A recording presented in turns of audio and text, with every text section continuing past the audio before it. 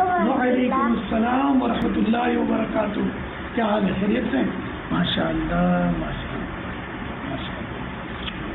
پیارے باپا جان، کیا آپ زیادہ شہزادی ہو یا شہزادوں سے پیار کرتے ہیں؟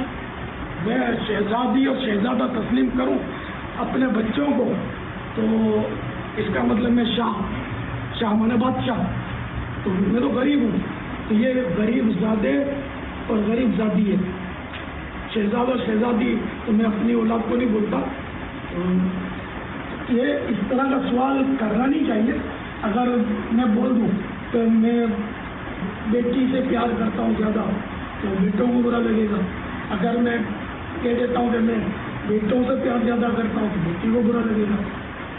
یا فلاں بیٹے کو زیادہ پیار کرتا ہوں تو باقی بیٹا بیٹی جو بھی ہے وہ بیچارے ان کا دل ٹوٹ جائے گا. تو یہ سب کے لیے ہے، ناظرین کے لیے، حاضرین کے لیے، سب کے لیے مدنی پھول ہے کہ بچوں پر بھی کبھی اظہار نہیں ہونا چاہیے کہ آپ کو کون سا بچہ زیادہ اچھا لگتا ہے، ورنہ دوسری اولاد جو ہے نا وہ احساس محرومی کا شکار نہیں ہے. بعض لوگ کرتے ہیں یہ غلطیاں کہ ایک بچے کو بہت پیار کرتے ہیں اور دوسرے بچوں کو لفٹ نہیں کرواتے. تو اس طرح وہ جن کو لفٹ نہیں کروائی نا وہ بچوں کا حوصلہ پست ہوتا ہے اور جا کر یہ بعد میں بولتے بھی سنائی دیتے ہیں کہ ہم کو ماں باپ کا پیار نہیں ملا.